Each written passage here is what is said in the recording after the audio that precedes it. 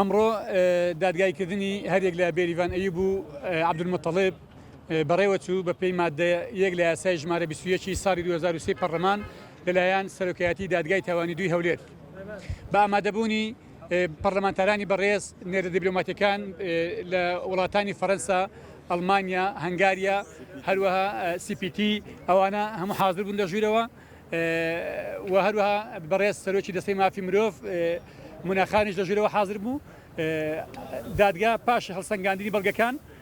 بۆ ماوەی 2 ساڵ هەریەک لە بێریڤان ئەیوب و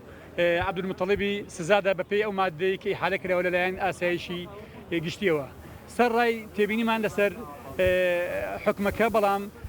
ئەو بەڵگانێک کە ئاسایش پێشکەشی کردبوون لە بۆ بێریڤان ئەیوب و هەروەها عەبدولمەتەڵێب بەڵگەکان بەڵگەی مقنع نەبوون، بەڵام دادگا قەناعەتی وا بوو کە دەبێت بۆ ماوەی 2 ساڵ حکم بکرێن و بەڵگەکان زۆر بەڵگەی لاواز بوون. ئێمە دواتر لەگەڵ تیمی پارێزەران لە بەیانیەوە ڕێکارەکانی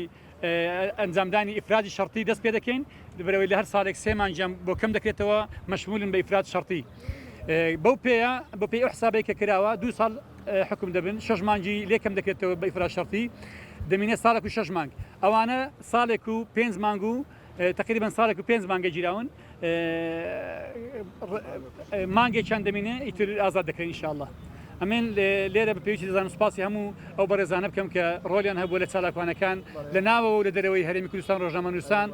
لە ناوە و دەرەوەی هەرێم هەموو نێردە دیبلۆماتیەکان، هەموو ئەو بەڕێزان و پەرلەمانتارانێک کە لە هۆڵی دادگا بەردەوام لەگەڵمان بووینەوە ئێستاشە لەگەڵمانن.